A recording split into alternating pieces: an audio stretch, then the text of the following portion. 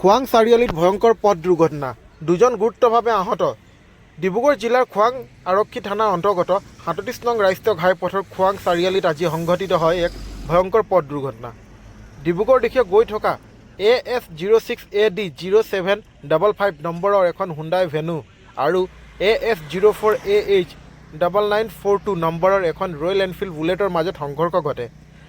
স্থানীয় সচেতন নাগৰিকৰ মতে ডিভাইডাৰ মাজেৰে মটৰচাইকেল পাৰ হ'ব লওঁতে চালকৰ ভুল বুজাবুজি তথা অতি দ্ৰুত বেগেই এই দুৰ্ঘটনাৰ মুখ্য কাৰণ।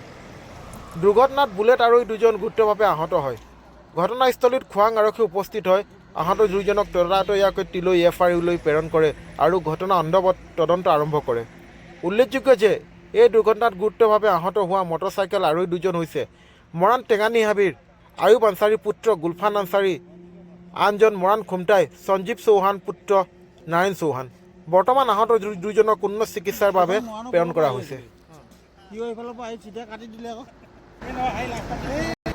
কেনেকৈ হৈছিলে ঘটনা? গাড়ীখন মৰাণৰ পৰা আহিছিলে, বাইকখনো গাড়ীখনো।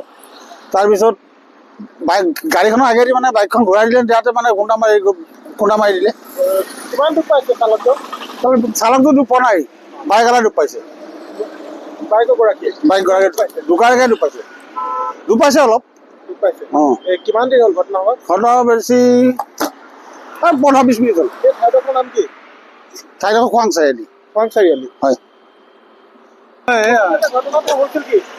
ঘটনাটো মানে মই একচুৱেলি পাছত আছিলোঁ, কিন্তু শব্দটো শুনিহে মানে ওলাই আহিছোঁ আৰু ল'ৰাকেইটা পৰি থকা দেখিছোঁ। তেতিয়া আমাৰ মানে সাধাৰণভাৱে এটা ক'ব পৰা যায়, ডিভাইডেশ্যন নহয় যেতিয়া মানেতো সিহঁতৰ পাৰ হ'বলৈ বিচৰাটোতো ভুলেই, কিন্তু গাড়ীখনো বহুত স্পীড আছে বুলি শুনিছোঁ।